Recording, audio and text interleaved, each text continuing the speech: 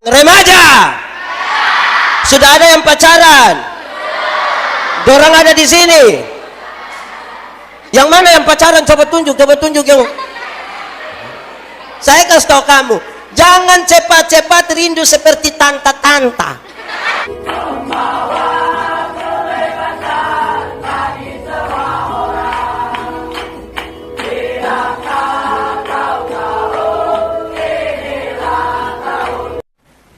Bapak Ibu Saudara-saudara, mari kita berdoa. Kita mau belajar dari firman Tuhan.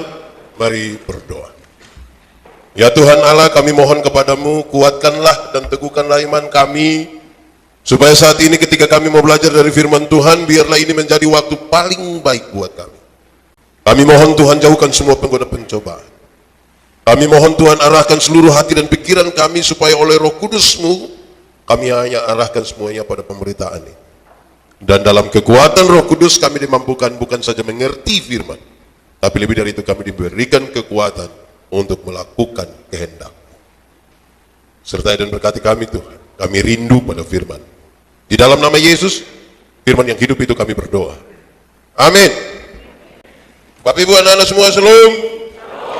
Dalam sukacita kita di hari ulang tahun Persekutuan Remaja GKST ke-18, saja kita merenungkan satu bagian pembacaan Alkitab di bawah semangat tema bertumbuh, berbuah dan berakar di dalam Kristus.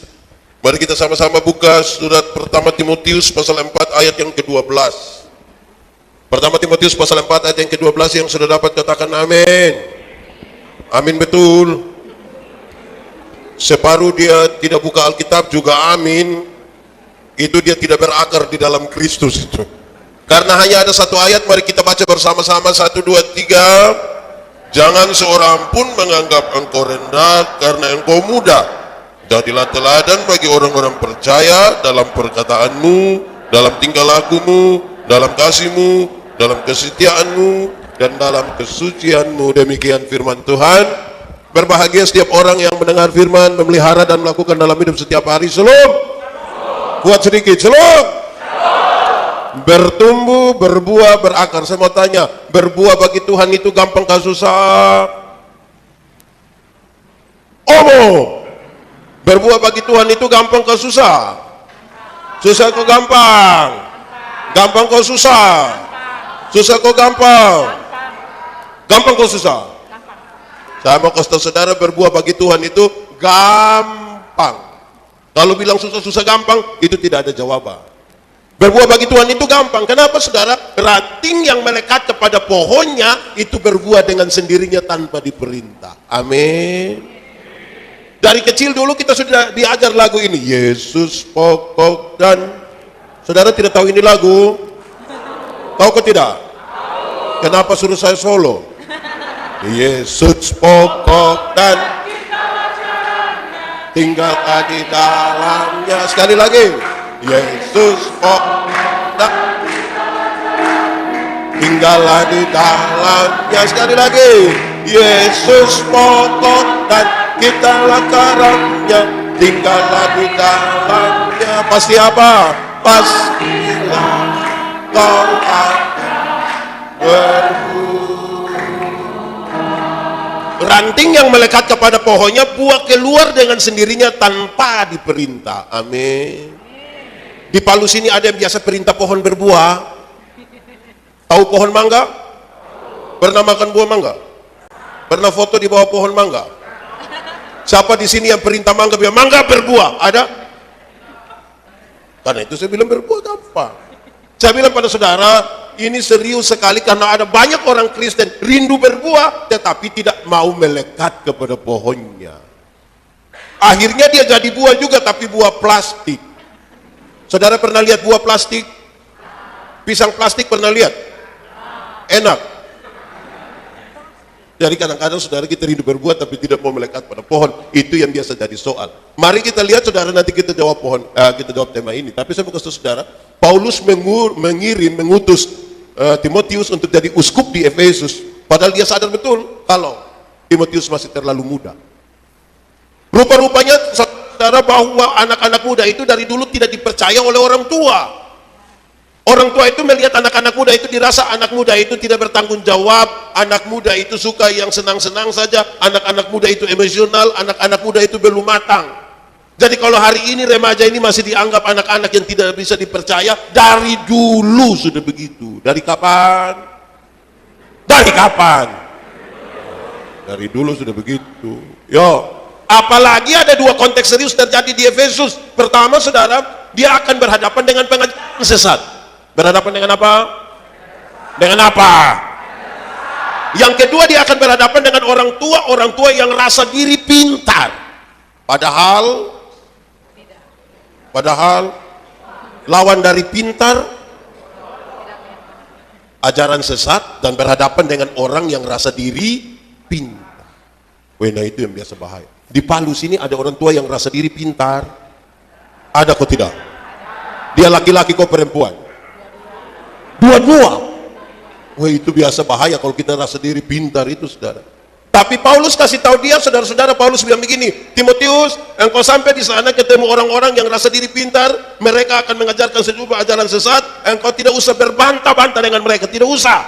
Yang engkau harus lakukan itu satu, sama-sama ucapkan, jadilah teladan, sama-sama 1, 2, 3, jadilah, lebih kuat, 1, 2, 3. Korek teman di sebelah, kasih tahu dia, jadilah teladan. Jadilah teladan. Saya mau kasih tahu saudara, seberapa kuatnya keteladanan, seberapa kuatnya keteladanan. Saudara dengar, kalau Anda dikenal dunia sebagai milik Tuhan Yesus, maka Tuhan Yesus harus kelihatan di dalam hidupmu. Amin. Kalau Anda dikenal dunia ini sebagai milik dari Tuhan Yesus, siapa yang harus kelihatan di dalam hidupmu? Tuhan Yesus. Karena itu sekarang Paulus kasih tahu dia, bahan perenungan kita ada di sini, yang saya mau kita masuk agak dalam di sini. Paulus kasih tahu dia keteladanan, dan keteladanan itu bertingkat-tingkat. Kita bisa ukur, bukan saja bagi remaja, tapi sekaligus bagi orang tua semua yang hadir dalam hari ini di sini. Engkau mesti jadi teladan. Satu, engkau mesti jadi teladan dalam perkataanmu. Sama-sama 1, 2, 3. Perkataanmu harus. Perkataan yang dikeluarkan oleh anak-anak Kristen, orang-orang percaya, itu perkataan yang terukur, terpikirkan secara baik, melewati proses beriman yang baik, baru mengatakan. Begitu. Kalau saudara tidak tahu, bilang tidak tahu. Kalau tahu, bilang Tuhan Allah ciptakan manusia itu ada 2 mata, berapa telinga, berapa mulut. Dia bermaksud banyak. Salah satunya adalah lihat 2 kali, dengar 2 kali, omong berapa kali? Lihat ulang-ulang, dengar ulang-ulang, bicara berapa kali? Karena ada orang yang tidak ada mata, tidak ada telinga, tapi dia punya mulut 7. Di Palu sini ada. Dia remaja atau orang dewasa? Kira-kira begitu dulu. Seberapa penting itu? Memang kadang-kadang kita punya mulut ini mesti dijaga. Karena itu mari kita renungkan. 1, mulut orang Kristen itu tidak boleh tipu. Kalau rindu bertumbuh dalam Kristus, mulut tidak boleh apa? Tipu itu boleh kok tidak? Tipu boleh kok tidak? Kalau untuk kebaikan kita tipu boleh? Saya lihat saudara terbagi sedikit. Tipu boleh kok tidak? Tipu boleh kok tidak? Untuk kebaikan kita tipu boleh? Tidak boleh. Tidak ada tipu untuk kebaikan. Tipu itu tipu, karena satu tipu melahirkan tipu baru. Anak, kenapa tidak pergi gereja? Terus dia bilang, aduh saya sakit. Ini tipu ini. Kita ketemu dia punya mama, kita bilang, mama, bilang ini anak ada sakit. Karena mama tidak tahu, mama bilang, tidak. Kita ketemu dia, kita bilang, mama bilang kamu tidak sakit. Dia bilang, saya sakit tapi belum kasih tahu mama. Itu dia. Satu tipu melahirkan tipu yang Alkitab bilang begini, bapak dari segala penipu ialah Jadi pada waktu kita tipu, kita punya bapak, punya nama. Saya punya ilustrasi satu, orang dengar luas, tapi ini memang menyatakan memang lebih baik jangan tipulah. Ada anak kecil satu, umur 1,5 tahun, baru belajar bicara. Dia punya bapak kepala desa. Ini anak laki-laki, setiap kali dia mau kencing, dia minta dia pu bapak yang kasih kencing. Tapi dia pu bapak kan perasaan, masa anak-anak mau kencing suruh saya? Akhirnya dia ajar ke pu anak, Adi, kalau Adi mau kencing, Adi kasih tahu, bilang Adi mau menyanyi. Itu jurus berhasil. Setiap kali anak mau kencing dia bilang, Bapak, ada mau kencing ini. Dia pun papa sengaja putar-putar keluar, kasih kencingin anak, selesai, tidak ada masalah. Satu saat dia pun papa mama berangkat ke Jakarta, titip ini anak di dia punya om dorang. Tengah malam ini anak mau kencing, dia kasih bangun, dia pun om, yo, Adi mau menyanyi. Karena dia pun om tidak tahu, dia pun om, jangan, ini sudah malam ini, jangan. Wah, ini anak rasa tambah bahaya, dia bilang, yo, Adi mau menyanyi. Dia pun tidur, nanti opa di sebelah mana, tidur. Ini anak rasa sudah tidak bisa, dia bilang, Om, kenapa? Adi sudah tidak bisa. Adi harus menyanyi. Sudah. Dia punya om juga kasihan. Dia pun bilang, sudah kalau begitu nah, Adi menyanyi pelan-pelan di om pun telinga. Ini anak bangun dia tinggi, dia punya om punya. Saya mau tanya siapa yang salah? Siapa yang salah? Om atau bapak? Om atau bapak? Bapak atau om? Om atau bapak? Kenapa bapak yang salah? Karena bapak yang tidak boleh tipu. Hendaklah ya katakan, tidak katakan, benar katakan, salah katakan, menyanyi katakan, kencing katakan, berani yang kau rubah sedikit. Kan kasihan itu om punya telinga tuh. Jadi mulut anak-anak yang mau bertumbuh dalam tidak boleh apa? Maki. Beres kok? Remaja GKSD ini ada yang biasa maki. Ada kok tidak? Ada kok tidak? Dia ada ikut ibadah? Ada kok tidak? Wih, anak dong bahaya.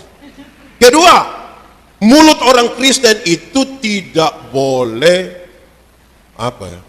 Maki. Tadi tidak boleh tipu. Kedua tidak boleh maki. Amin kok. Di sini ada yang suka maki. Ada laki-laki kok perempuan, dia ada ikut ibadah, bisa tunjuk dia, mulai bertunjuk. Oke, maki itu tidak boleh. Saya bilang di mana-mana. Saya punya definisi sendiri soal maki. Maki ialah mengeluarkan barang-barang yang tidak perlu dikeluarkan. Itu diam-diam di situ omong-omong untuk apa? Kalau ada anak kecil dia maki, tanpa kita setuju kita masih bisa terima. Tanpa kita setuju. Anak umur 1,5 tahun tadi kalau dia maki, kan dia belum mengerti kan, mungkin kita masih bisa terima. Contoh, kalau ada anak kecil dia mandi habis, biar dia tidak pakai pakaian sama sekali. Papa mama punya tamu ada di situ, dia bisa keluar, dia jalan begini tidak ada masalah. Betul kok tidak? Kan dia tidak mengerti, betul? Tapi coba dia pun papa coba. Dia pun bapak mandi habis, tidak pakai apa-apa, ibu-ibu ada latihan menyanyi di situ. Terus beliau datang keluar bilang, Hai Besti. Karena itu mulut orang Kristen tidak boleh maki. Amin kok. Kalau saudara mengaku bertumbuh berbuah berakar tidak bisa maki, karena bagaimana orang berakar di dalam makian? Ketiga, mulut orang Kristen itu tidak boleh membuli. Tidak boleh apa? Di sini remaja suka membuli kok tidak? Ada.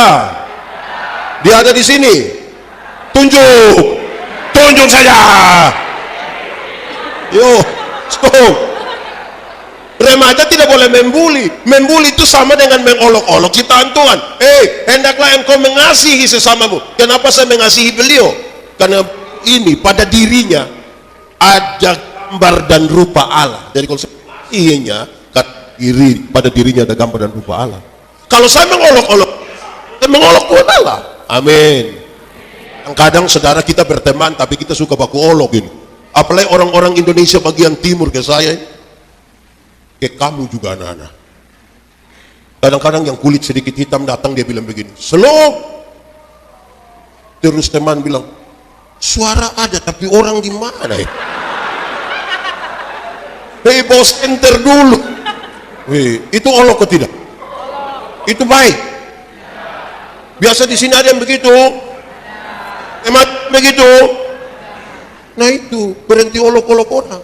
Amin kok. Aduh, kita ini kadang-kadang suka baku olok, suka omong sembarang lah kita orang-orang Kristen. Kadang-kadang kita ini kreatif tapi kreatif yang tidak benar. Saya baca satu tulisan, dia ada angkutan umum di Kupang, dia tulis di samping pintu, tidak tulis begini. Kalau mau umur panjang, pura-puralah tuli. Jadi saya bayangkan, oh mungkin orang tetangga omong itu tidak usah dengar. Tapi bukan itu yang dia maksud, dia tambahkan di bawah. Kalau mau umur panjang, pura-puralah tuli. Supaya kalau Tuhan panggil, kau tidak dengar, supaya jalan terus begitu. Saya bilang manusia macam begini, ini Tuhan tidak panggil. Nanti dia pergi sendiri. Karena itu belajar supaya mulut itu pakai dengan benar. Amin kok. Amin. Nah itu, kalau mau bertumbuh, berakar, berbuah di dalam Kristus, pakai mulut untuk yang benar. Kalau benar, katakan benar. Kalau tidak benar, tidak benar. Itu pertama, mulut. Kedua, engkau harus menjadi teladan dalam tingkah laku. Kata-kata su bagus, tingkah laku bagus atau tidak? Itu dia masalah. Sebab kalau 100 orang berkata-kata dengan bagus, belum tentu diiringi dengan tingkah laku yang bagus. Kalau kita uji, karena ujian daripada kata-kata adalah tingkah laku. 100 orang diuji kata-katanya tetap atau turun? Turun. Karena kita belum tentu konsisten dengan kata-kata. Manusia ini seringkali hilang lenyap dalam dunia kata-kata. Tindakan belum tentu dia lakukan dengan baik. Saya mau kasih saudara, disinilah orang belajar melakukan sesuatu. Tadi siang bercerita orang tua orang di rumahnya Palawidu, saya bilang begini, saudara, belajar itu ada 4. Belajar ada berapa? 1, belajar untuk tahu. Sama-sama belajar untuk tahu. Tapi belajar untuk tahu saya tidak cukup, harus tambah yang kedua, belajar untuk tahu dan melakukan. Sama-sama. Sudah melakukan pun belum cukup, naik 3, belajar untuk tahu, untuk bisa melakukan dan hidup bersama orang. Sama-sama 1, 2, 3.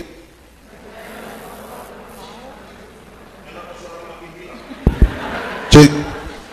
Belajar untuk tahu dan melakukan, belajar untuk tahu, melakukan dan bisa hidup dengan orang lain. Sama-sama 1, 2, 3.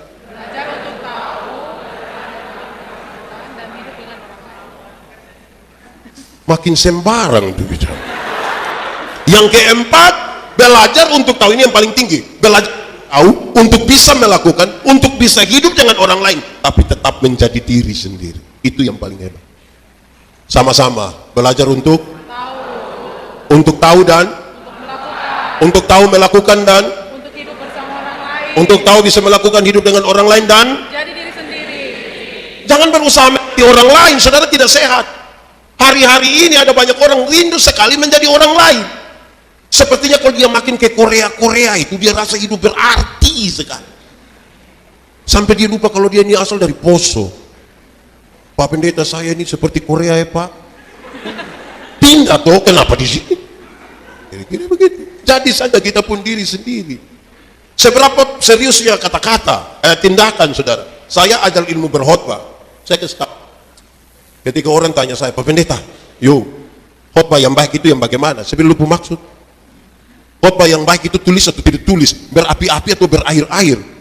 Saya bilang tidak. Khotbah yang baik itu bukan soal tulis atau tidak tulis, bukan soal berapi-api atau berair-air. Khotbah yang baik itu omong karmana, bikin, jangan omong lain, bikin lain. Karena ada orang yang bukan sekedar omong lain, bikin lain, ada yang pikir lain, omong lain, buat lain, hasilnya kelainan.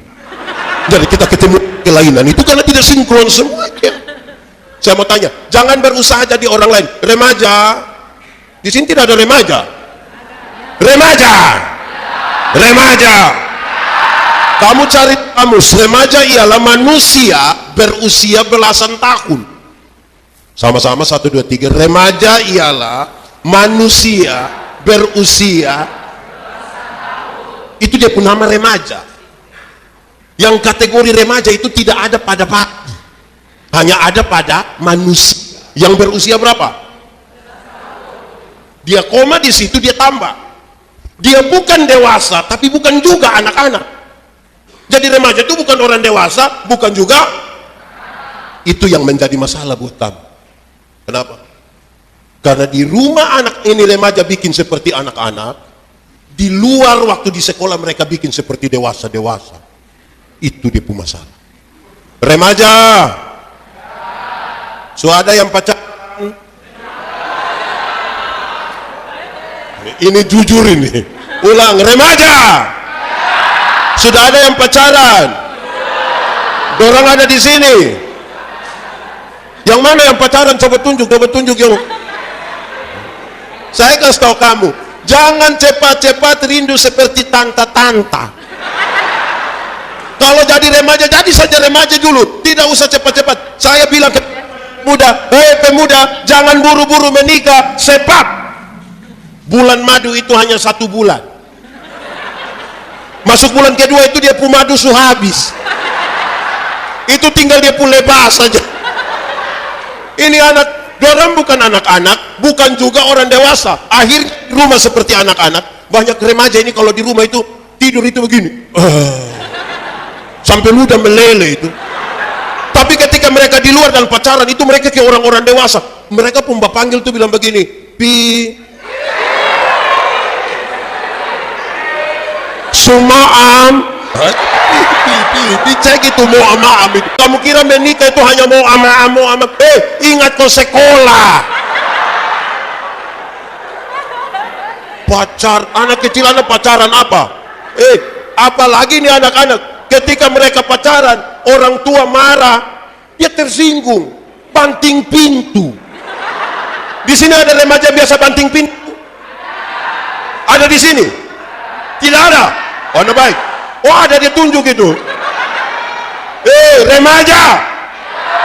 Saya mau kasih tahu kamu, kalau kamu banting pintu itu kamu belum tahu harga pintu berapa. Kalau kamu sudah tahu harga pintu berapa, apalagi kayu apa yang paling bagus di sini? Kayu apa? Itu kamu akan tutup dengan sangat teratur. Banting pintu. Anak dong ini. Hati-hati, tindakan. Masih SMP bikin saja kayak anak SMP. Tidak usah buru-buru pacaran, mau nikah apa? Om pendeta ini nikah umur 32. Jodoh itu akan datang dengan sendirinya.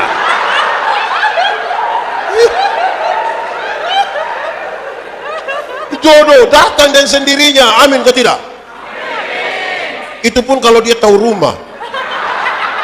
Makanya kamu pun tugas tuh Sherlock. Begitu. Jadilah kamu pun diri. Remaja tuh ya cukup jadi remaja. Tuhan Yesus umur 12 tahun. Menarik karena dia sudah salah. Anak-anak orang Yahudi umur 5 hafal 10 hukum. Umur berapa tahun? Di sini sudah hafal 10 hukum. Nah kamu hafal apa? Ini anak dong ini kemana kok? Hafal 10 hukum, kamu tidak usah menyanyi lagu Korea dong itu. Dompu lagu itu lagu kerusuhan. Kamu hafal, yang 10 hukum kamu tidak hafal. Besok-besok mau menikah baru hafal bilang, hukum ke-6 apalagi? Lupa. Lupa. Tidak tahu mah bilang lupa. Anak-anak orang Yahudi itu umur 5 tahun hafal 10 hukum. Umur 10 tahun hafal 613 bab penjabaran dari hukum Taurat. Umur 12 tahun itu mereka berdiskusi tentang diskusi guru agama tentang etika moral. Umur 13 tahun waktu mereka jadi anak Taurat, mereka melakukan apa yang mereka hafal. Ini kita umur 5 tahun bukan hafal yang jangan ada padamu Allah lain di hadapanku. Ini pendeta datang dia pun mama bilang, adek coba adik TikTok biar om pendeta lihat. Kira prestasi yang dia lama-lama tulang patah itu. Jadi tingkah laku. Amin kah? Tingkah laku itu menjadi penting. Saudara bayangkan, sekolah sudah SMP. Ini remaja ini kelas SMP SMA kok? Iya kok? Betul? Kamu pintar atau tidak? Nah soal yang paling gampang sekarang. Bisa jawab? Bisa? Oke. Tahu uang 20.000? Pahlawan siapa di situ?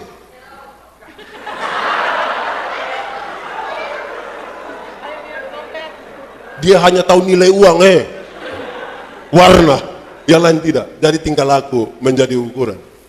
Mau dunia ini baik, saudara, bertingkah laku yang baik. Kalau tidak kita bermasalah. Itu sulit sekali jadi contoh.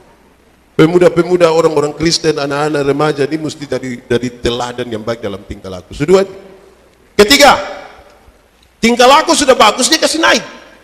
Kamu mesti jadi teladan dalam kasih. Jadi teladan dalam kasih. Kenapa? Karena tindakan yang baik belum tentu didasarkan pada kasih, belum tentu. Ingat, tidak semua senyum itu tulus. Padahal kelihatan baik. Senyum itu baik atau tidak? Senyum baik atau tidak? Baik atau tidak? Tapi belum tentu tulus. Padahal sudah kelihatan baik. Saya bilang, "Salam." Saudara bilang, "Salam." Saya lewat baru saudara bilang, belum tentu tuh.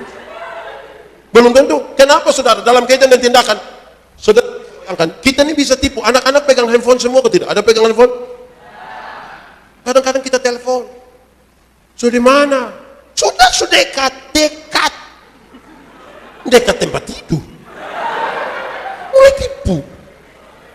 Saudara, ada akun Facebook ada? Tidak ada? Mantap. Biasa yang tidak ada tuh. Ada akun Facebook? Yang ada saya mau tahu. Saudara komen, saudara pun teman-teman pun status itu kadang-kadang kan lucu. Bisa tulis bilang, ha. Padahal tidak tertawa. Saudara boleh ha. Padahal tidak tertawa. Amin. Ada yang bukan ha, ada yang wk. Nah, wk itu tertawa bagaimana? Ada yang bukan sekedar wk, ada yang tertawanya xi. Kalau xi itu tertawanya macam apa? Lama-lama kita jadi setan. Jadi saudara, yang baik harus didasarkan pada apa? Kasih. Saya khotbah di bank-bank semua yang ada di Kupang. Saya bilang, ini ibu-ibu yang kerja di bank dong, ini dong cantik-cantik semua. Mau lihat jauh, mau lihat dekat, tetap cantik. Mereka pakai pakaian bagus-bagus. Kerja dalam ruangan yang bagus lagi, pakai AC lagi, tertata rapi sekali. Kita ke bank itu sama kita tidak mau pulang. Mau lihat-lihat terus dong muka begini. Kita baru naik tangga terakhir, dengan santun sekali mereka bilang begini, "Selamat siang, ada yang bisa kami bantu?" Terus saya tanya orang, "Ibu-ibu, siapa yang di rumah ketika bangun tidur lihat dia punya suami pas bangun langsung dia bilang, 'Selamat pagi, ada yang bisa kami bantu?'" Kelihatan baik kan? Tapi kalau tidak didasarkan pada kasih, semua menjadi nol, tidak ada arti. Kalau saudara mau bertumbuh dengan Kristus, tidak kata lain selain satu kata. Apa itu? Sama-sama 1, 2, 3. Apa? Oh, hafal, ikut saya. Kasih ialah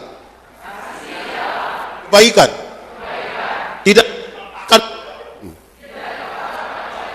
Tidak akan berubah menjadi kebencian. Saya ulangi, kasih ialah kebaikan. Tidak akan oleh apapun. Tidak akan berubah menjadi kebencian. Rujukannya jelas. Karena begitu besar kasih Allah akan dunia ini. Tuhan Allah mengasihi dunia. Apakah dunia mengasihi Tuhan Allah? Tidak. Apakah karena dunia tidak mengasihi Tuhan Allah berhenti mengasihi dunia? Apakah Tuhan Allah membenci dunia? Saudara lihat, kasih tidak terpatahkan oleh apapun. Sehingga tidak boleh ada anak bilang begini, saya terlalu sayang Anda, tapi waktu lihat lupu sifat asli begini, maaf. Itu bukan kasih, itu egois. Kalau kamu hanya bisa mengasihi orang yang berbuat baik kepadamu, apakah jasamu? Karena orang berdosa pun melakukan itu kasih. Nah, ini terlalu serius bagi kita, karena Tuhan kasih tahu kita, hanya kasih yang membuat manusia ini tidak bisa untuk tidak melakukan sesuatu sebagai bentuk dia mengasihi Tuhan. Saya suka uji itu pakai, kamu punya mama-mama loh, ibu-ibu dong. Saya biasa tanya begini, ibu-ibu, di sini tidak ada ibu-ibu? Ada. Ibu-ibu, melahirkan sakit atau tidak?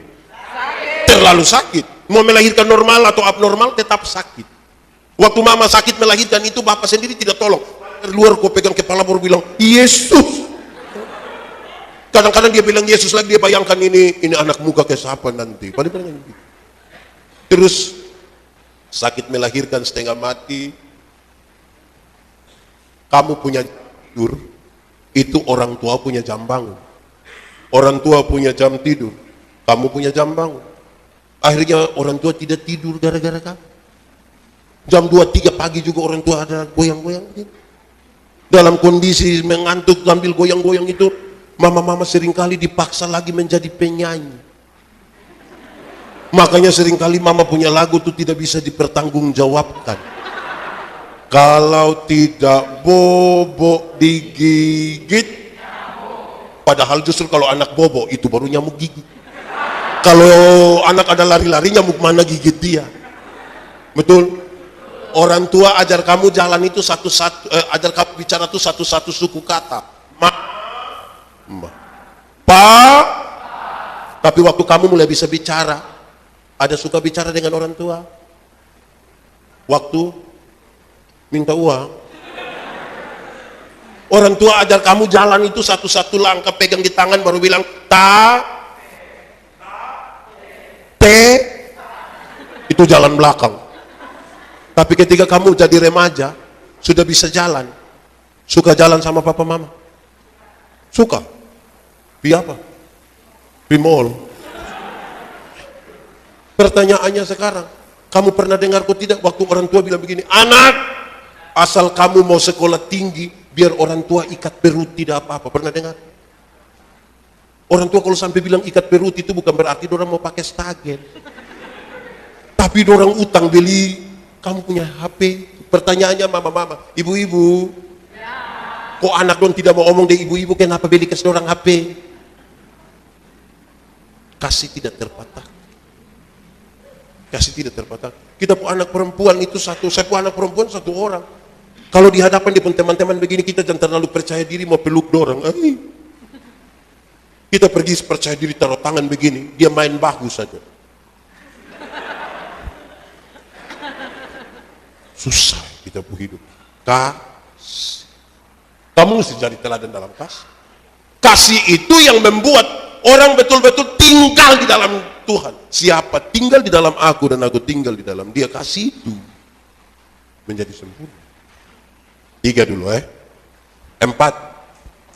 Kasih sebagus ini. Dia kasih naik lagi. Kamu mesti jadi teladan dalam kesetiaan.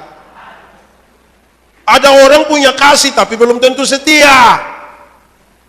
Yang remaja di sini ini setia untuk ikut ini ibadah remaja? Tidak setia? Nah, kamu setia apa saja? Kamu ini yang akan terima ini jabatan orang untuk melayani dalam gereja Tuhan. Kalau kamu tidak setia mau bagaimana? Setia itu berarti tetap kepada janji. Kalau kamu berjanji dan kamu tidak setia, bagaimana kamu tetap tinggal? Nah, jadi susah kan? Mari kita lihat. Saudara-saudara, ada ini cerita lama, semua tahu tapi cerita ulang. Ada satu istri, dia protes dia punya suami. Bapak sudah berubah. Kenapa mama bilang begitu? Bapak sudah tidak seperti yang dulu lagi. Bapak seperti yang dulu, kenapa mama bilang begitu? Dulu itu sedikit datang ajak mama makan kaledo. Sedikit-sedikit papa ajak mama beli baju. Kadang-kadang papa suruh mama tutup mata. Sekarang kenapa bapak sudah tidak begitu? Papa berubah. Dia punya istri, dia punya suami bilang begini, saya tidak berubah. Siapa bilang saya berubah? Mama coba ingat baik-baik, mama coba pikir baik-baik. Nelayan mana? Nelayan mana yang kalau dia sudah dapat ikan dia masih buang umpan? Jadi dia istri bilang, selama ini bapak pikir saya ikan. Selama ini itu pakaian itu hanya umpan. Oke. Malam mau tidur mama masuk kamar kunci pintu kasih mati lampu. Papa datang mau buka pintu tidak bisa. Papa bilang, buka pintu. Tidak. Mama, buka pintu. Tidak. Papa tidur di luar. Mama kenapa begitu? Kita dua suami istri. Dia punya istri bilang, Papa, coba Papa pikir baik-baik. Nelayan mana? Yang tidur dek ikan. Tidak ada. Ini kita mau uji, ini kesetiaan begini bagaimana? Saudara tahu, jarak antara kita pun pengakuan dan penyangkalan itu kecil. Di Kupang itu saya biasa mengandaikan dia dalam kata-kata yang kecil sekali. Hari ini kita mengaku di hadapan Tuhan. Di GKST kenal CD kok tidak ya? Ada. Saya tidak tahu jawaban di sini bilang apa, tapi kami kalau di Gemit itu, apakah jawabmu? Dorang akan jawab bilang, ya, saya percaya dan berjanji dengan segenap hati. Nah, sebaik sudah kalau begitu. Tapi saudara tahu, dalam pengalaman pelayanan, dorang baru jawab begitu, ya, kadang-kadang pencitraan, itu sampai ke sedih-sedih itu. Apakah jawabmu? Dia bilang, ya, saya percaya dan berjanji. 6 bulan kemudian datang sama dia pun papa mama, terus dia bilang, Pak Pendeta, Ibu Pendeta, iya, tolong dulu. Tolong apa? Tolong saya dulu. Kenapa tiap hari tolong lu saja? Kami sudah nikah dinas, Sang. Dia anggota jadi tidak bisa pindah, hanya saya yang pindah agama. Terus dia pun bapak bilang, namanya anak-anak sudah mau begitu, kita mau bilang apa lagi? Dia punya mama bilang, tugas kita orang tua ini kan hanya urusan. Yaudah terakhir pendeta-pendeta hanya bilang, hoang. Jadi jaraknya terlalu tipis antara pengakuan kita dan penyangkalan kita di hadapan Tuhan. Bagaimana sekarang kita setia? Kalau orang yang bertumbuh, berakar, tadi kita di belakang sama-sama pendeta Leni bilang, bertumbuh. Saya bilang, ini bukan bertumbuh, tak tanam. Bertumbuh tapi tidak tanam, itu dia punya apa? Kalau kita tidak berakar di dalam Kristus, tidak bisa. Dunia sekarang berubah terlalu cepat. Kami orang tua, kalau orang tua tanya, Yandi, yo, di mana? Di kamar, selesai persoalan. Kamu sekarang di kamar sekalipun belum tentu selesai. Karena kamu pegang handphone. Kamu menjelajah dunia. Dulu kami usia ke kami tidak bisa pacaran. Tidak bisa. Orang tua cek ke kita yang baca. Tidak bisa. Dunia kan sekarang berubah. Anak lebih cepat mempunyai kehidupan daripada kita yang sekarang. Yang dulu. Kita berbeda di lagu. Saya suka pakai lagu. Kami orang dulu kami punya lagu itu memang realistis sekali. Gereja tua. Masihkah kau ingat waktu itu waktu ibadah pemuda kita pergi baku lihat begini lama-lama sudah nikah. Anak-anak sekarang punya lagu tuh mengerikan, kadang-kadang tidak mendidik. Kamu berbohong. Lihat itu. Orang tipu juga percaya itu. Kamu lukai. Lihat. Coba kau pikir. Apa? Memang tidak ada, kamu saja yang mau begituin, tidak ada. Dia punya kedua lebih parah. Kau tinggalkan aku. Kau dengan yang lain. Itu gila. Orang dengan orang lain kamu setia. Ini mau besar bagaimana mau bertumbuh? Orang dengan orang lain mau setia baru bikin status. Kutunggu jandamu. Woi, ini pemuda macam apa? Saudara, saya kasih tahu berulang-ulang, setia saja pada Tuhan. Saya ingat, saya dari kampung di sekolah teologi di Kupang tahun 1996. Itu ada yang lain? Belum, Bapak dan Mama juga belum ketemu waktu itu mungkin. Saya pergi sekolah teologi tahun 96 di Kupang. Kami dari kampung, kalau lihat nona Kupang dong itu kami senang sekali. Sebagai laki-laki normal ini saya juga suka perempuan. Saya begini-begini suka perempuan. Tapi orang tidak ada yang suka saya. Setiap kali kalau kita titip salam, non, tolong salam lu pun teman itu dia punya jawaban, don pikas tahu, Nona, ada salam dari Yandi. Dia hanya bilang, Yandi itu orang apa? Dari mana? Dia pikir saya orang gila mungkin. Yandi itu orang timur, dari Soe, DBI. Tapi dia calon pendeta itu orang baik, gitu. Perbaiki keturunan. Memangnya saya ini keturunan ular beludak apa? Woi, sakit hati betul, saya sakit hati ini. Tapi saya diam-diam saja. Saya diam-diam. Setelah saya jadi pendeta, kalau saudara pergi ke Kupang tuh, di mana-mana tulis bersama pendeta Yandi, pendeta Yandi, pendeta Yandi, pendeta. Dia yang tadi tolak itu. Yang tadi tolak itu. Malam-malam inbox. Hampir saya abaikan. Tapi tidak bisa juga ya kira-kira belajar, itu satu. Kedua, saya ingat persis saudara, satu saat ketika saya kelas 1 SMP ada pesawat lewat kami pun kampung. Pesawat dulu tidak lewat kampung-kampung, waktu dia lewat saya juga heran. Saya pikir dia mau pergi mana ini? Mau pergi Jakarta mungkin. Saya lihat-lihat begini. Kira-kira macam saya bisa naik pesawat atau tidak? Lihat sampai sudah hilang. Saya tidak mungkin bisa naik pesawat. Pesawat ini mahal lagi. Orang macam apa pun bisa naik pesawat? 2 minggu kemudian datang saya pun teman. Dia bilang begini, Yandi, lu mau pergi Jakarta? Iya. Lu mau naik pesawat? Iya. Saya bilang kasih tiket. Gini. Saya cari saya pun bapak. Bapak, saya ke Jakarta, naik pesawat. Ini tiket. Bapak pegang ini tiket. Lihat-lihat baru bapak bilang, mau pergi Jakarta. Mau naik pesawat. Lu pun tugas berdoa, belajar, berdoa, belajar. Tidak pi, titik.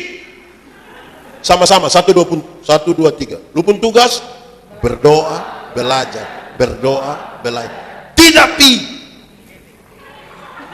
Ulang sama-sama, 1, 2, 3. Lu pun tugas berdoa.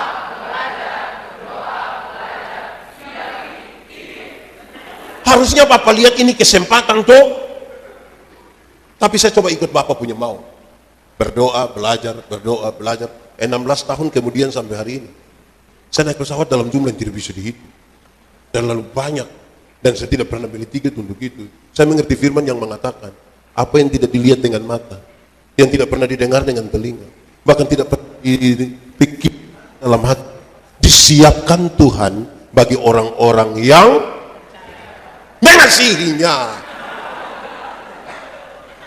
Baru saya ingat, itu hari kalau saya pergi ikut saya teman punya, ternyata dia si tiket saja, pulang tidak. Nah, susah. Kelima, kau harus, saya pindah di sini saya di situ terlalu banyak. Ini remaja dulu dong yang di sini. Oh ini remaja. Oh saya kira orang dewasa. Yang kelima dia kasih tahu, engkau mesti jadi teladan dalam kesucian.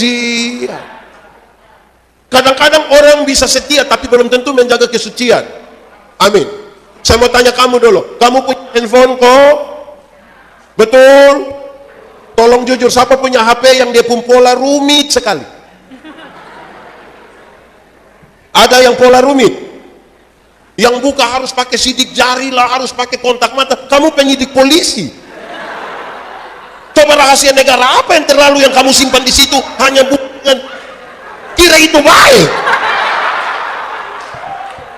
Kesucian itu menjadi satuan dengan Tuhan. Kenapa saudara? Di sini saya harus bicara lebih panjang untuk kita memahami tema ini. Remaja, remaja. Tuhan yang kita sembah itu Tuhan yang kudus, Tuhan yang suci. Siapa yang mau datang kepada Dia harus menjaga kesuciannya. Harus menjaga dia punya kekudusan diri. Karena yang kudus tidak dapat bersatu dan tidak kudus. Yang gelap tidak dapat bersatu dengan yang terang. Orang bisa setia, tapi kita tidak tahu. Saya mau tanya, memang kalau 30 menit belum bisa tidur, kamu buat apa? Main HP? Kok berdoa? Kenapa? Saudara tahu, kejahatan itu tidak terjadi serta-merta. Kejahatan itu dibuai. Kejahatan itu dibuai di sini, di sini. Yang tengah malam saudara belum bisa tidur itu, lihat-lihat loteng begini, lihat. Terus saudara bilang, saya ada ide. Terus saudara mulai online dan bikin status. Sudah jam 12 lebih 45 menit, tapi mata belum bisa tertutup.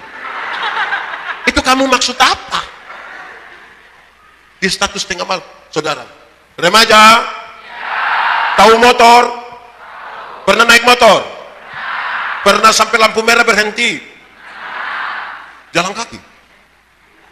Saudara, lampu merah tuh yang di perempatan jalan hanya 1 sampai 1,5 menit. Saudara bayangkan kalau kita sampai sana, pas lampu merah kita berhenti. Kita lihat di papan reklame, mobil satu warna hitam, ada perempuan satu pakai baju merah. Kita lihat itu perempuan, kita bukan lihat ke orang lain. Beberapa detik kemudian kita lihat itu perempuan turun dari situ jalan menuju kita, bukan orang lain. Beberapa detik kemudian kita dengar itu perempuan panggil kita pun nama. Beberapa detik kemudian kita rasa itu perempuan mulai pegang kita pun tangan. Beberapa detik kemudian orang-orang, jalan sudah! Saudara lihat, Hanya 1 menit di lampu merah saja pikiran kita bisa kemana-mana. Apalagi kalau ada setengah jam tidak bisa tidur. Betul kok tidak? Malam-malam kalau bisa belum tidur pikir apa sayang? Ada dong, itu serius. Wih, kita bola balik badan setengah mati di situ. Hati-hati. Saya mau tanya kita dulu. Kalau kita di dalam terang, bisa lihat orang di gelap? Bisa atau tidak? Kalau orang di gelap, bisa lihat kita di terang? Bisa. Lah, banyak kali orang terang, dia kembali ke gelap. Kenapa coba orang yang di terang? Itu baik banget. Cek. Nah, ini. Kenapa orang sudah di terang, dia kembali ke gelap? Jawabannya, karena dia suka begini. Dia suka begini. Apa itu? Apa itu? Remaja yang suka intip angkat tangan. Kamu mengintip apa? Kamu tidak takut kamu pemata tuh ada apa sih? Ada apa? Kalau di Kupang bilang dadiuk. Ini nama apa kalau di sini? Ah, itu sudah. Sebab kalau saudara sudah begini, itu sedikit lagi dia akan bilang, itu langsung mengintip berjamaah. Mau jadi apa ini anak-anak muda Kristen kalau tiap hari hanya mengintip? Yang dia nonton sendiri-sendiri. Kamu punya HP ini bisa orang tua periksa? Bisa. Yakin? Kenapa pola rumit? Kok papa tidak tahu? Ini anak kurang ini. Kamu hati-hati. Iya. Supaya tahu bahwa menjaga kesucian itu penting sekali. Kenapa? Saudara, kalau kita pergi ke gereja pada waktu 31 malam, 31 Desember. Biasa gereja di sini kalau 31 Desember jam berapa? Jam 6 kan mulai mau gelap toh. Lampu-lampu pas kita masuk itu agak redup. Kita dengar musik klasik, teng teng teng teng teng teng teng teng teng teng teng teng teng. Terus pas musik itu bunyi, ada puisi. Tidak terasa. Saya dalam hati, lu tidak rasa. Ini 365 hari, ini rasa kok tidak. 365 hari rasa kok tidak. Rasa kok tidak. Lalu kenapa kamu bilang tidak rasa? Rasa toh. Bla bla bla bla bla bla, terus dia bilang begini. Mari kita tulis catatan-catatan dosa kita. Biar dia berlalu bersama-sama dengan tahun lalu. Tahun lama. Hari baru. Tahun baru. Hidup baru. Semangat baru. Orang mulai tulis catatan dosa. Ada yang tulis 5, ada yang 10, ada yang 30. Pakai menangis lagi. Tulis ini. Keluar dia lipat baik-baik baru. Bukan langsung buang, bukan langsung bakar. Pakai menyanyi lagi. Mampirlah dengar doa. Terus dia bikin prosesi bakar catatan dosa. Ini 31 Desember.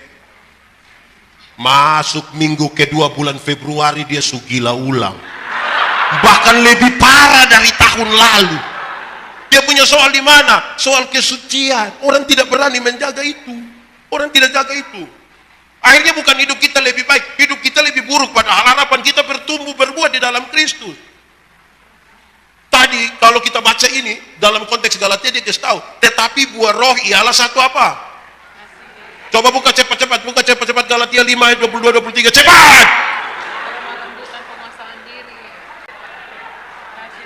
Galatia 5 ayat 22 23, cepat sudah. Ayat 22 23. Oke, 1. Tetapi buah roh ialah satu. Oke, kasih saya sudah jelaskan. 2. Oke, sukacita. Tanya anak-anak tolong jawab dengan cepat. Sukacita dan senang sama kok beda? Sukacita dan senang sama kok beda? Beda kok sama? Sama kok beda? Beda. Sukacita dan senang itu dua hal yang berbeda. Senang berurusan dengan kepuasan karena kita terima sesuatu. Sukacita berurusan dengan sikap kita terhadap keadaan. Menyangkut senang, Alkitab berkata, ingat, ada waktu senang, tapi ada waktu susah. Jadi kalau kamu sementara senang sekarang, sedikit lagi susah. Kalau kamu sementara susah sekarang, sedikit lagi mati. Karena kita tidak tahu kita mati hidup kapan. Tetapi menyangkut sukacita, Alkitab berkata, bersukacitalah, baik waktu senang, baik waktu. Kalau senang yang kita cari anak-anak, dunia bisa berikan bagi kita. Tapi kalau sukacita yang kita cari, hanya bisa kita temukan di mana? Di dalam. Masih banyak anak-anak ke gereja atau kemanapun cari senang, bukan cari sukacita. Uang yang banyak membeli kesenangan, tapi tidak dengan sukacita. Iya tuh. Kalau mau senang pi mall, di sini ada mall. Mall padi. Oh mall. Kita pi mall dapat senang, tapi tidak dengan sukacita. Saya mau kasih tahu saudara, anak-anak, saya mau kasih tahu kamu. Senang itu bagian dari sukacita, tapi senang itu bukan sukacita. Sama seperti ban itu bagian dari oto, tapi ban itu bukan oto. Supaya jangan baru naik ban kira sudah naik oto. Itu tidak. Jadi kalau mau bertumbuh dalam Tuhan itu supaya buah ada kan sukacita. Oke, pertama tadi apa? Dua apa? Tiga. Apa? Damai sejahtera. Damai sejahtera itu adalah segala sesuatu yang mendatangkan kebaikan bagi umat manusia. Jelas? Segala sesuatu yang mendatangkan kebaikan bagi manusia, dia punya nama apa? Damai. Nah, yang mendatangkan kebaikan bagi umat manusia itu tidak semuanya manis. Tidak semua manis. Contoh, ada yang pernah rasa sakit gigi, pernah alami sakit gigi? Pernah. Itu enak? Itu orang yang menyanyi lagu bilang, lebih baik sakit gigi daripada sakit hati. Itu kan dia belum pernah alami. Kita kalau sakit gigi itu sudah tidak bisa tidur, lagi kepala taruh begini, kaki taruh di atas, lagi putar sana, putar sini. Tetangga menyanyi di sana, kita tersinggung di sini. Jadi kita sakit dua-dua. Sakit gigi. Sekarang, siapa yang ketika sakit gigi dia berani satu gelas manis tinggi, terus dia minum sambil kumur-kumur? Pendeta tanya, kenapa kumur-kumur gitu? Pak, biar ini ulat di gigi ini dia dapat manis-manis dia. Begitu. Kadang-kadang untuk menyembuhkan dan membawa kebaikan itu dia mesti pahit. Mesti pahit. Amin kok. Ada satu keluarga di Amerika. Mereka punya satu anak laki-laki. Umur 6 tahun. Pada waktu umur 6 tahun, dia punya mama hamil lagi. Itu dong, anak sekarang berapa? Tapi sayang, anak yang kedua itu cacat. Dia keriput dari ujung kaki sampai ujung kepala. Dokter panggil dia pun bapak mama. Dokter bilang begini, orang tua pak dan ibu saya mau kasih tahu, ini pak sama ibu punya anak, tapi saya mau bilang, ini anak cacat. Menurut ilmu, ini anak akan hidup hanya paling lama 4 tahun. Tapi pak dan ibu ini luar biasa. Orang dua sepakat, mau cacat atau apa ini kita punya anak, berikan yang terbaik. Papa lakukan dia punya, mama lakukan dia punya. Ketika ini anak umur kira-kira 1 tahun, mau masuk 2 tahun, dia mulai bisa tegak sedikit. Dia punya mama beli satu kereta dorong kecil untuk dia punya kakak. Kak, pagi-pagi kamu tahu punya adik nih dorong di sekitar kompleks perumahan sini, biar dia dapat matahari baru, biar dapat angin yang segar. Dia punya kakak percaya diri sekali dorong begini. Dia punya kakak pun teman-teman bilang, wah, dorong siapa itu? Siapa adik? Boleh kami lihat? Boleh. Mereka pas mau lihat begini, mereka, ini yang kau adik. Iyo. Kenapa dia pun kulit begini? Kenapa dia jelek sekali? Kenapa? Rupa-rupanya itu kenapa membuat dia punya kakak itu terluka sekali, sakit hati. Dia bawa dia punya adik itu ke sungai kering. Di Amerika itu juga ada sungai kering. Dia buang di sini. Bukan saja buang. Dia marah dia buat. Gara-gara engkau orang olok-olok saya, gara-gara engkau. Lebih baik engkau mati daripada hidup.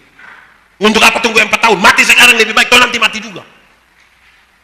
Setiap kali dia adik mau berusaha untuk bangun, dia tendang dia adik. Jatuhlah. Dia lakukan tiap hari, tiap minggu, tiap bulan, tiap tahun, tanpa diketahui oleh dia punya orang tua.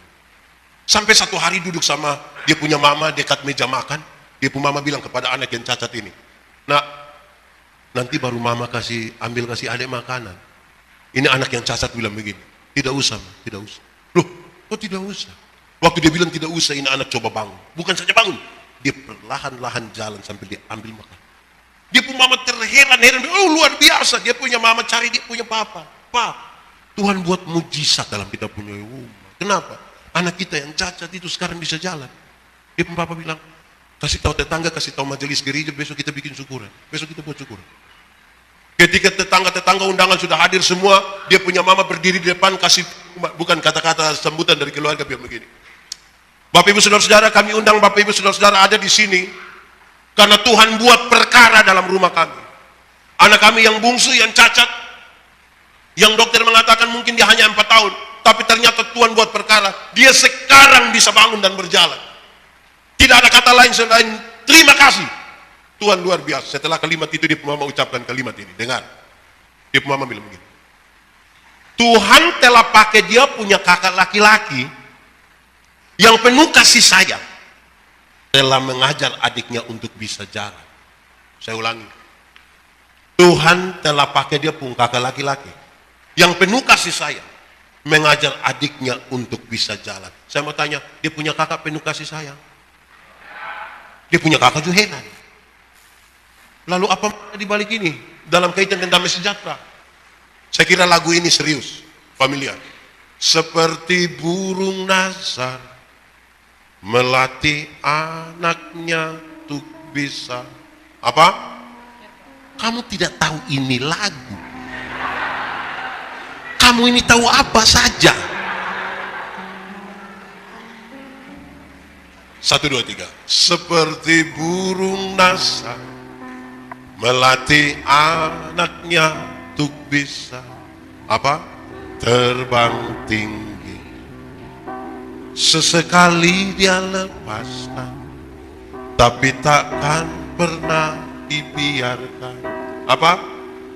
Jatuh. Oke, pulang latihan ini lagu. Pulang latihan bisa. Kamu ini latihan bisa. Bisa. Ini anak dong ini. Kamu hati-hati ya. Oke.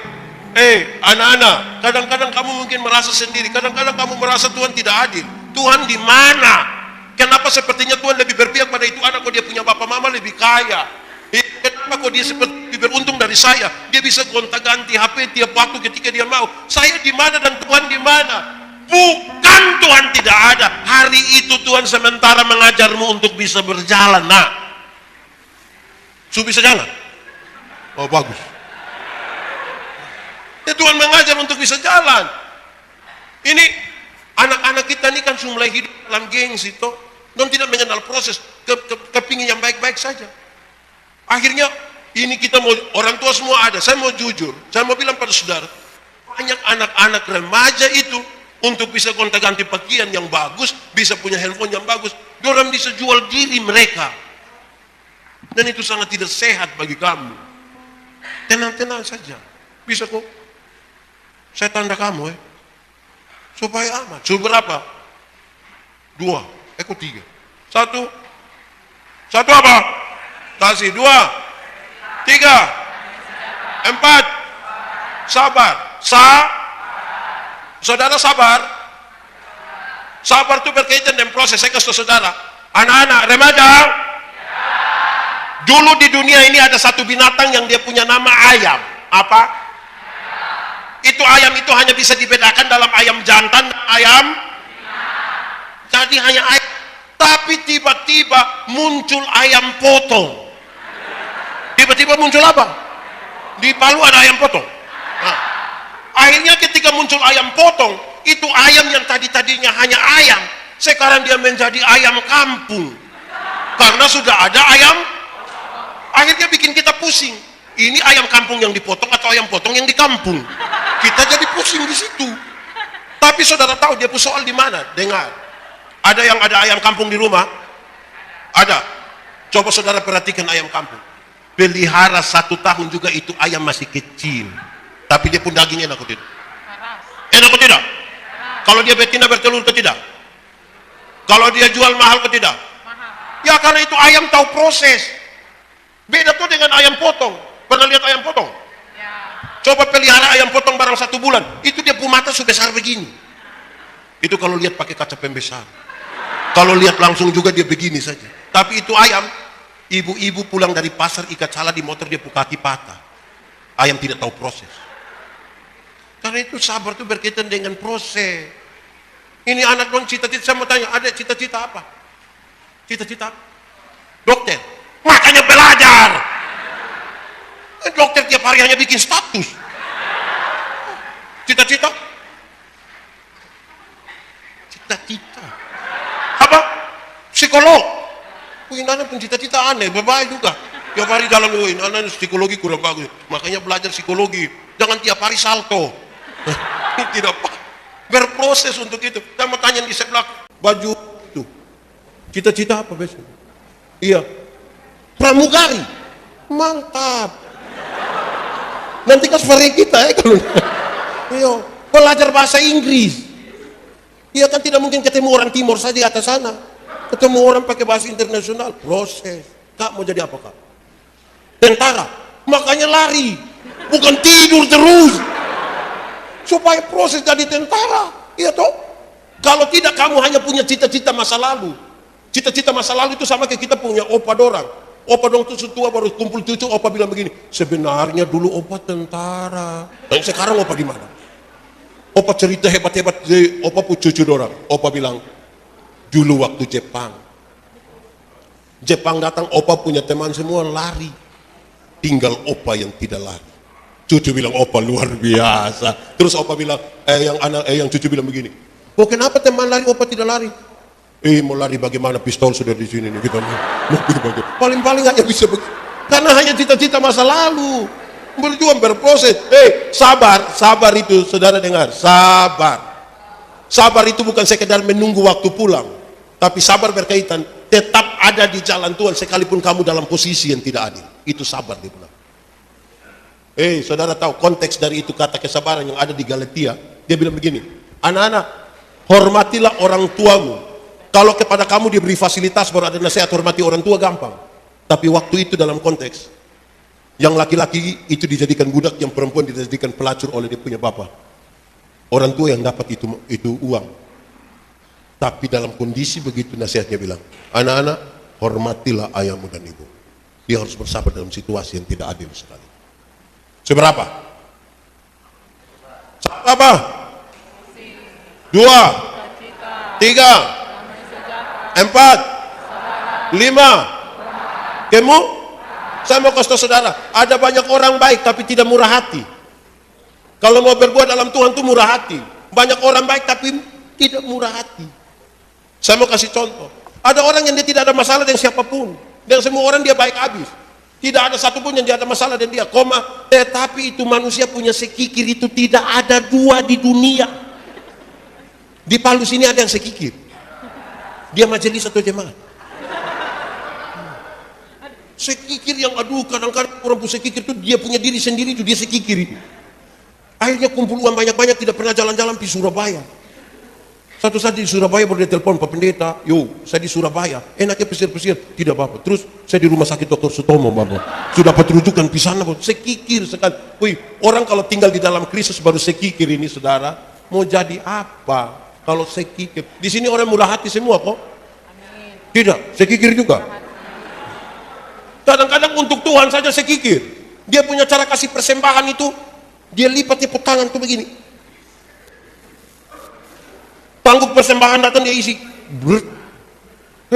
Kenapa sampai bikin tangan sampai sebegitu-begitunya deh Pak Pendeta? Kalau tangan kanan memberi, tangan kiri tidak boleh. Iya. Tapi saya tahu. Bapak tahu apa? Karena 1000. Makanya engkau lipat begini. Coba kalau 100.000 berani lipat begini. Pegang di ujung begini. Itu bukan murah hati, itu makam puji. Remaja? Ada yang tahu menyanyi? Yang dia punya suara agak bagus lah ada. Ada teman lain di sini yang biasa menyanyi. Lain kali itu menyanyi. Memang ini hari dibatasi jam menyanyi. Karena dengar pendeta yang diotbah. Tapi lain kali kalau ibadah itu menyanyi.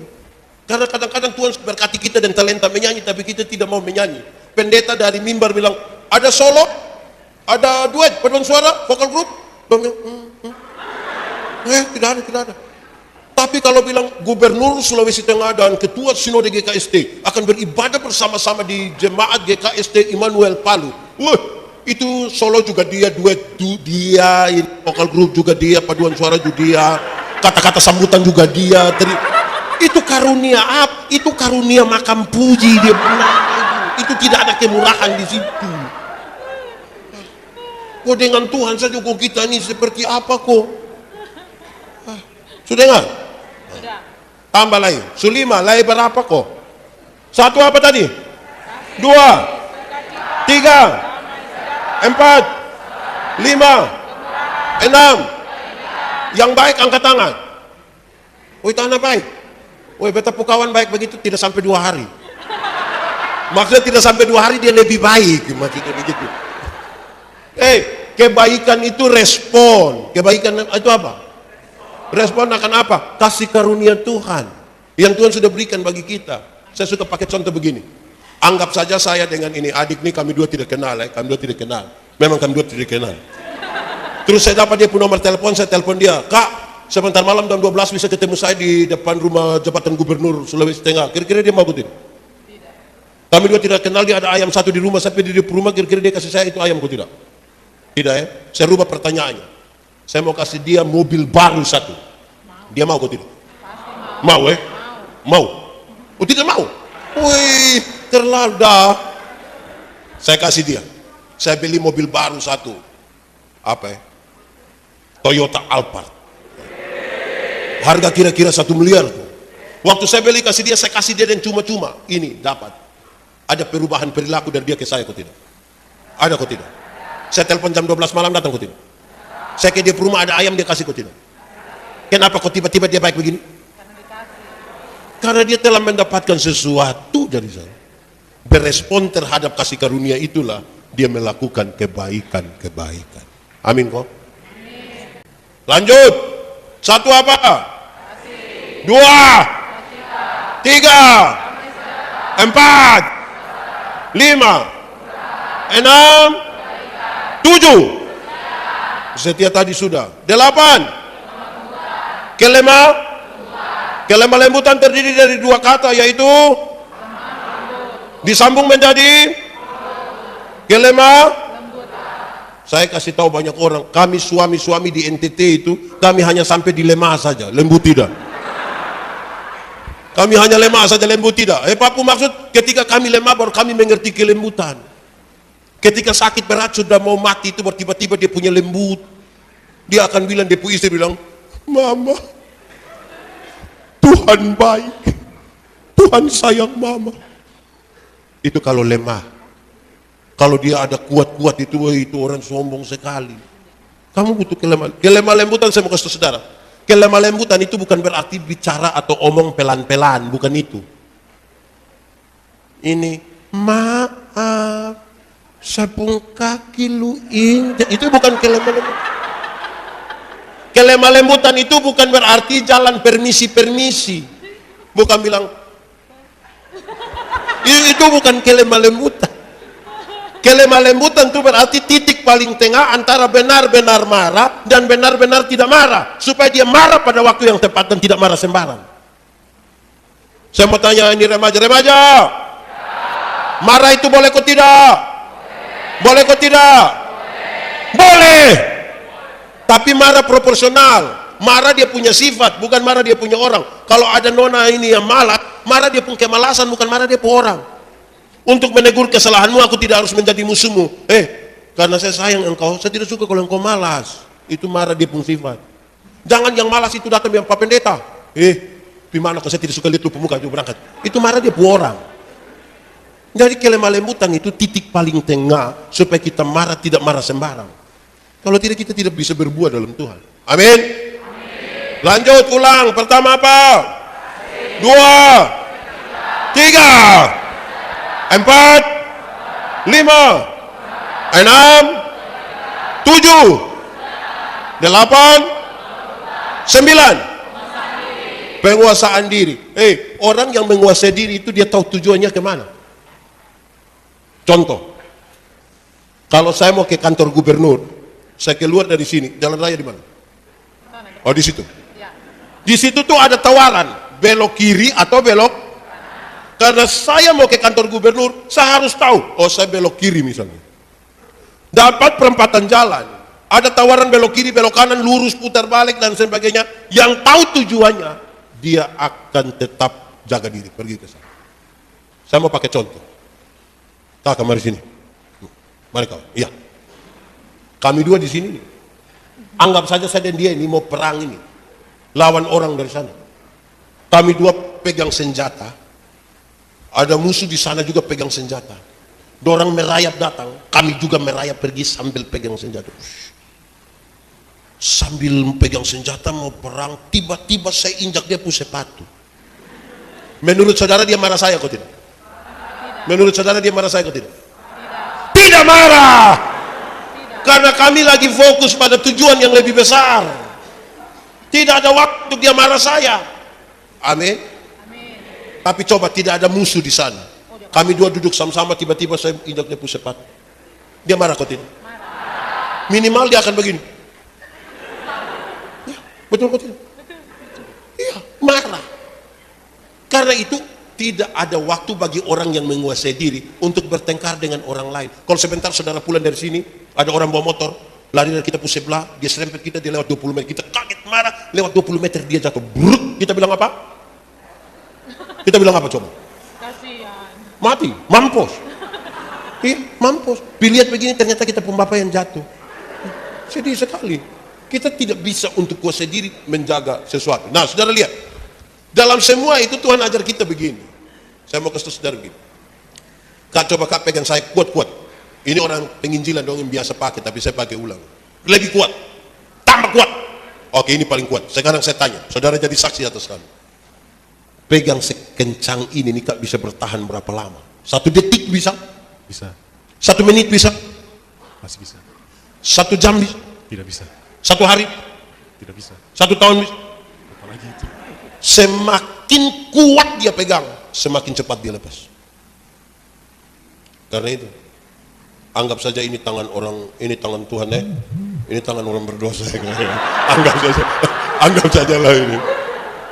Jangan kamu yang berusaha mau bertumbuh, berbuah, berakar dalam Tuhan. Jangan kamu yang berusaha pegang Tuhan punya tangan kuat-kuat. Jangan. Kamu akan cepat melepaskannya. Saudara harus biarkan tangan Tuhan yang pegang. Saudara tetap pegang saya. Tangan Tuhan memegang dia. Ada waktu di mana sebagai remaja itu dia kepingin jatuh. Tangan-tangannya terlepas, tapi tangan Tuhan tidak melepaskan dia. Amin. Silakan duduk. Terima kasih ya Kak. Nah, begitu baru kita bisa bertumbuh. Saudara tahu kita ini pusing di dunia yang sekarang yang perubahannya sangat cepat. Di dunia maya itu, dunia kita kan sekarang ada 2 toh. Dunia nyata dan dunia. Di dunia nyata orang tua lahir lebih duluan anak-anak. Peraturannya banyak sekali. Masuk dunia maya, anak-anak lahir lebih duluan orang tua. Kita punya anak umur 3 tahun saja kita pusing dengan itu anak datang sini dia bisa. Akhirnya di dunia maya itu ada banyak orang tua bikin seperti anak-anak. Karena dia tidak kuat ada di situ.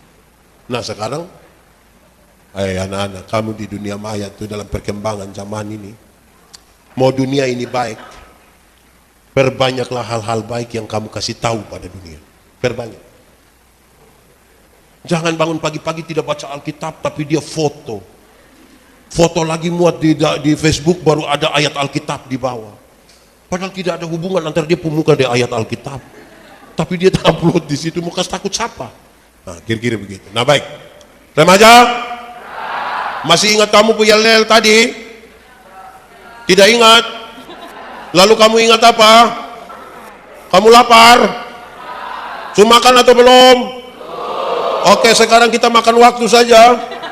Ya, baik. Tuhan memberkati kita. Mari kita tunduk kepala di dalam Tuhan. Kita angkat hati kita, kita mau berdoa. Kita percaya Tuhan menyertai kita supaya kita bisa tetap bertumbuh, berbuah, berakar di dalam Tuhan. Nikmati 1-2 menit dengan Tuhan dan saudara berdoa. Doa kalau orang tidak bangun dalam kesenangan dan dalam sukacita, dia tidak akan mau bertahan di dalam doa. Nikmati betul kamu pun kehidupan doa dan Tuhan, biar itu menjadi baik